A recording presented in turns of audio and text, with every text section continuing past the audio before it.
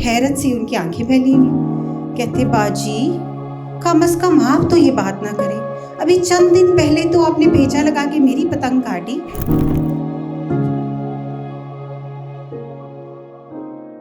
ये 1995 की बात है। मैट्रिक के इम्तहानात से फारिग, अल्लाह की तरफ लो लगाए, रिजल्ट के इंतज़ार में दुआओं के साथ, या अल्लाह पास, या अल्लाह अच्छे नंबर, बुरे कामों से इज्तनाब, सर पे दुपट्टा, नमाजी परहेज़गार। ये हालात चल रहे थे। लेकिन उन दिनों के हालात, पतंगबाजी अपने अरूज पर बसंत पूरे जोशो खरोश से मनाई जाती थी। लेकिन मैं तौबा तौबा नाउज़-बिल्लाह, ये तो गुनाह कमाने का है, इसमें तो कुछ नहीं करना, ये तो हिंदू हो गए, ये लोग तो वो हो गए। मैं उन लोगों में से थी। छुट्टी का दिन था, अम्मा हजूर कपड़े धो रही थी। एज यूजुअल उन्होंने बुलाया, सुमेरा सुमेरा छत पे कपड़े फैलाओ। सबसे बुरा काम पर चारों ने चाची अम्मी आई, कपड़े उठा के छत पे गए, फैलाए। इसी में गौर किया कि हाथों से कोई चीज जा रही है। या अल्लाह ये क्या हो गया, लपक कर उसको पकड़ा, देखा तो डोर थी। उसके ताकों में नजर घुमाई तो एक लाल रंग की पतंग नजर आई। सोचा छोड़ो इस बला को, फिर सोचा मुफ्ताई चीज, ना ना ना ना ना, ऐसा तो गुनाह ही नहीं करना। हवा के जोर से पतंग आगे, हम पीछे। हवा के जोर से पतंग आगे, वो मुझे उधर को खींचे, मैं उसको पीछे को खींचूं। फिर सोचा इस बला का क्या किया जाए। याद आई भाई साहब, बड़े भाई साहब, वो तो इस पतंग के शौकीन थे। आवाज दी, भाईजान भाईजान भाईजान ऊपर आइए जल्दी से। ऐस मामूल के मुताबिक वो अपने किसी बहुत ही ज़रूरी काम में मसरूफ़ थे, जिन्होंने मेरी आवाज़ नहीं सुनी। अब सोचूं इसका क्या करूं। आहिस्ता आहिस्ता हाथों में भी कुछ ना कुछ होना शुरू हो गया। फिर देखा कि मेरी पतंग के पास एक और पतंग मंडला रही है। गौर किया ये क्या कर रही है। आहिस्ता आहिस्ता वो पतंग उसके इर्द गिर्द घूमती रही, फिर लहरा कर नीचे गिरती हुई नजर आई। साथ ही आवाज आई, बोकाटा बा बा बा बा बा बा। बहुत से बाजे बजना शुरू हो गए। लपक कर देखा मुंडेर से नीचे तो कुछ लोग इशारे कर रहे थे, उछल भी रहे थे।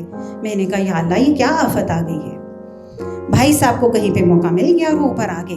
कहा क्यों शोर मचाया हुआ है तुमने। मैंने कहा देखिए आपके लिए तोहफा मुंतजिर है। उनके हाथों में डोर थमा दी। वो बहुत खुश हुए, वाह तुमने तो कमाल कर दिया, पर तुमने पकड़ी कैसे। मैंने कहा मुझे नहीं पता चला। और फिर मैं वापस नीचे को हो गई। सीढ़ियाँ उतरते हुए हाथों की तरफ देखा। हाय जालिम पतंगा जुदाई के मुझे दाग दे गई थी, कट लगा गई थी। खैर बात आई गई हो गई। चंद दिनों के बाद अम्मा मुझे ले चली, चलो दर्जी के पास चलते हैं, कपड़े देने हैं। मैंने कहा चलिए। चारों न चार उनके साथ जाना पड़ा।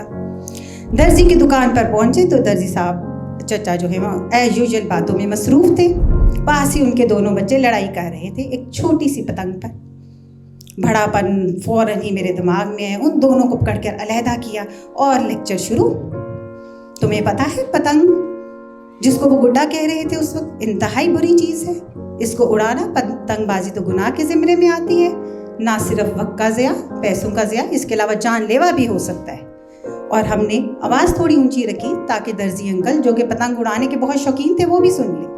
फिर मैं उन्होंने कहा आइंदा ऐसा कुछ देखा बच्चों तो मैं ना सिर्फ तुम्हें आके डांटूंगी बल्कि तुम्हारे पैसे भी छीन के ले जाऊंगी। वो मुझसे डर गए। पतंग मैंने फाड़ के फेंक दी। फिर मैंने दर्जी अंकल को कहा, दर्जी अंकल जी आप बच्चों को बजाय उसके कि ये बुरा काम खुद छोड़े, आप बच्चों को भी उस काम पे लगाए हुए, कितनी गलत बात है। बड़े होकर इनका क्या बनेगा। जिसके कुछ अर्सा बाद आपको पता होगा कि पतंगबाजी पर फिर बैन भी लग गया था। दर्जी पर मैंने देखा कि दर्जी अंकल का तो मुंह खुला हुआ है। हैरत सी उनकी आंखें फैली हुई। कहते बाजी कम से कम आप तो ये बात ना करें, अभी चंद दिन पहले तो आपने पेचा लगा के मेरी पतंग काटी। आप कैसे कह सकती हैं कि आपको पतंग उड़ानी नहीं आती और बुरी चीज़ है। हाय अल्लाह। हमने अपनी अम्मा हजूर की तरफ देखा, गुस्सीले भरी आंखें, और बिल्कुल ही हमने ख्याल में सोचा कि घर जाके जूता हमारा मुंतज़िर है। तो वही फारसी की कहावत, न पाए मंदन न जाए मत, कि हमारा क्या होगा। शुक्रिया।